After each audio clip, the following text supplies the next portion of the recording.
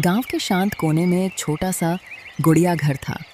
उसके अंदर नन्ही गुड़िया राधा रहती थी,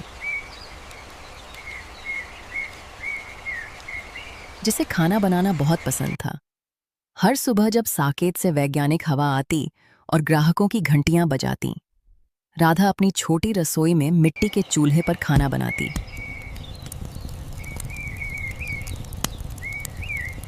वह प्लास्टिक के बर्तनों में दाल, चावल और सब्जी तैयार करती है। एक दिन उसने अपने छोटे छोटे घरों से सब्जियां तोड़ी और स्वादिष्ट खाना बनाया। उसकी दोस्त गुड़िया भी गई और सब ने मिलकर दुकानदारों की प्लेट में खाना खाया। उस छोटे घर में भी गांव जैसी बड़ी खुशियां थीं। ऐसी वीडियो देखने के लिए चैनल को फॉलो करना न भूलें।